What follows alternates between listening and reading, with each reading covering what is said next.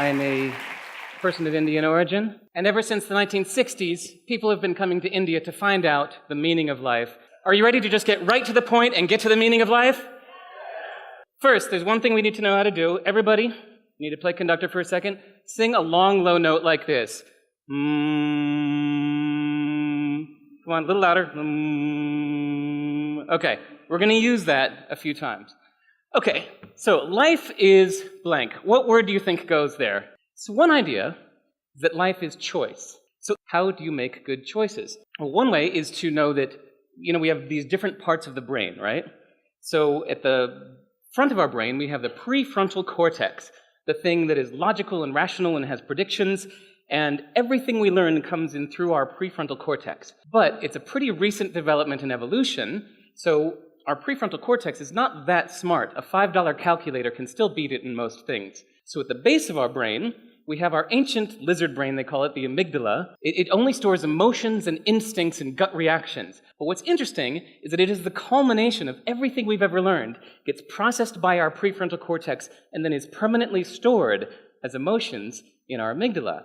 So whereas we think that we're being smart by trying to make rational choices, and whenever you have a big choice in life, you kind of write down the pros and cons and try to make a very rational decision, actually, it's the other way around. You make better choices if you learn to trust your instinct better, since it really is the culmination of everything you've ever learned. Life is nothing but time. Life is the time between the minute you're born till the minute you die is what we call time. And if this is true, how do you use time wisely? Right now, if you found out that you only had 1 year to live, of course, you would spend this last year of your life very wisely. And if you only had 1 hour with an old friend that you hadn't seen in a long time, you would make the best of this hour instead of casually, watching TV. So it's important to be mostly future-focused. The people that are mostly future-focused, that delay gratification, that put a lot of weight into the future, are generally more successful, even happier, stuff like that. But if you're too future-focused, it comes at the expense of the present, things that require you to be very present-focused, such as relationships. So it's important to be somewhat present-focused, but it's also important to be somewhat past-focused, to realize that you can reinterpret your past, which helps you realize that you can write your own future. Okay, now, let's get more complicated. That same note again. Major third, little louder. Okay, what about life is memory?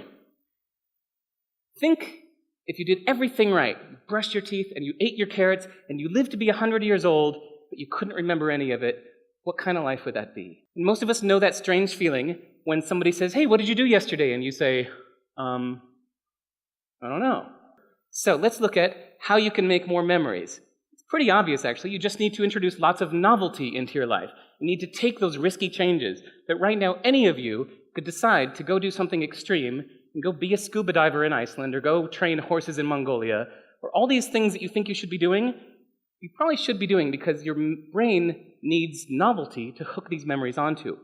If you don't have novelty in your life, there's nothing for your memories to hook onto. So we need novelty. What else could go here? Oh, wait, sorry, the note again. First note,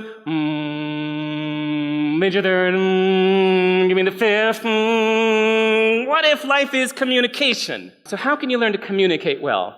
What I think is interesting is learning about this kind of cross-cultural communication. A French friend of mine who lived for years each in Japan, Korea, and China taught me this. I asked something about the differences between the different countries. And he said, even when people are using English as this common business language, he said the cultural implications behind, he said, take the example of the word quality. He said, you're from America, right? So when I say quality, what do you think it means? And I said, it means it works. He said, right.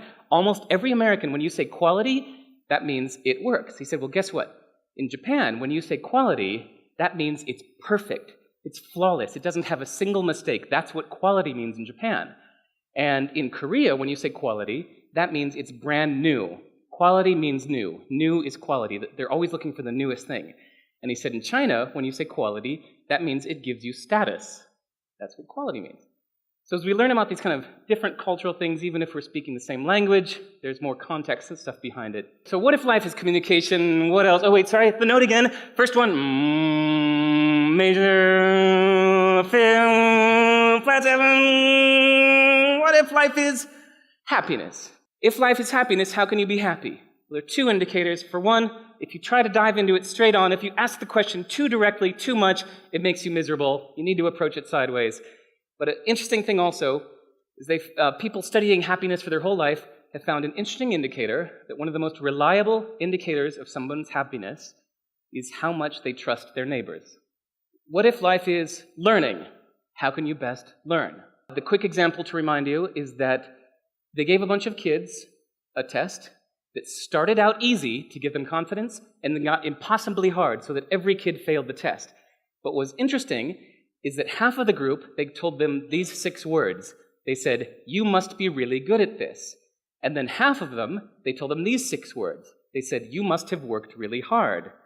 And then they gave them the test again, or a different test, or a similar test, or something like that. What's fascinating is that the 50% that had been told, "You must be good at this," next time they took the test, they did 20% worse. Because they had failed the first one, they just had this internal representation of saying, "No, I'm not good at this." Whereas the half that had been told, "You must have worked really hard," they actually did 30% better next time they took the test, because now they had this internal representation that I can do this if I work hard. So they tried harder. So a 50% difference, minus 20, plus 30, all because of 6 little words. And the implication of this, especially for those of you with kids, is that if you tell your kids, "You are brilliant, you are great, you are good at this," you're doing them a horrible disservice. Okay, last one. Here we go, back to the first note. Major third. Let's go one more. What if life is suffering? What if life is love? What if life is nothing but replicating DNA? Okay. All right, now, quick story. I've started studying Chinese a few years ago, just for fun. I think it's interesting. And what I learned is that these complicated-looking characters are made up out of simpler little word bits. So the character for thanks is made up of, you can see it there in the character kind of squished together left to right. It's words, body, and inch. So, anytime you're learning something, you do these memorization techniques to help you remember this. So I thought, wow, it's this ancient language, this ancient writing system, what does that mean? Words, body, inch. So I thought maybe it means when you say thanks, it means that these are the words that give a body an inch of respectable space. Thank you. Okay, that was my meaning for that. The character for you is person, bow, and small. And so to me that means oh, interesting. So to say you, the person you're speaking to, is the person that you give a small bow to. That's what it meant to me. I like this one. The character for name is evening plus mouth. So to me, this is romantic. Your name are the words that someone's mouth speaks only in the evening. The person that only knows your real name. And I like this one. The character for appearance is tree plus sheep. So this one I had to think for a long time about. How is it that appearance means a tree plus a sheep? So I kind of think of, a sheep appears a certain way, or I actually kind of pictured a sheep appearing from behind a tree. Ta-da! So that's what that meant to me. A related story, they always had these really cool esoteric lyrics that I loved. It was mostly about the music, but I loved their lyrics. What was fascinating is I read an interview with them once where they said that all of their lyrics were made by just writing evocative phrases onto little pieces of paper, and cutting them up and throwing them into a bowl. And then they would stir the bowl out and pull out phrases one at a time, and they would insist on putting them into the song in the order in which they pulled them out. And the reason for this is, he said, because whenever somebody's up on a stage and kind of yelling their feelings, their private feelings into a personal address system, you assume that it has a lot of meaning to them, that these lyrics have meaning, and that's why they're saying it. But they wanted to kind of mess with that and make it so that there is no meaning in what they're saying. It was just random, and that way the listener, assuming that there's meaning, puts meaning into these random lyrics. The listener created the meaning, not the artist. Love it. So, back to Chinese. I got this software program called Wenlin that is wonderful. It's like an etymological dictionary for Chinese characters. So any character, you can find out the ancient history of this character and where it comes from and what it used to be thousands of years ago and how it got to what it is. So I finally looked up all these characters I was curious about. So remember the evening and the mouth and the tree and the sheep, ta-da, all that? Turns out that because I'm learning simplified Chinese that they made after the Cultural Revolution in the 1960s, they took this ancient language and they simplified it to give it less strokes. And when they did that, they replaced a lot of the individual ingredients. They replaced it with phonetic sound-alikes to make it similar. So all of these things that I kind of put meaning into had no meaning whatsoever. I just made it all up myself. Back to this thing. It made me think about what other things in life have no meaning at all. So think about this. Like, what does it mean that you've been very successful so far in your life? Or what does it mean that someone new has come along and is more successful than you? What does it mean that you went to a very well-known school? What does it mean that all of your previous attempts at something have failed? What does it even mean that you're Indian? It has no meaning at all. It has no inherent meaning, that all of it is just stuff that you've projected onto it, that it in itself has no inherent meaning. So, as we get back to this, life is what? Go to the first note. Could we say that life is time, memory? What if life is communication? What if life is love? Wait, one more now, keep going. We could just say that life is just life. And it has no inherent meaning whatsoever, which means that you get to just create whatever meaning suits you and remove all those meanings that don't suit you.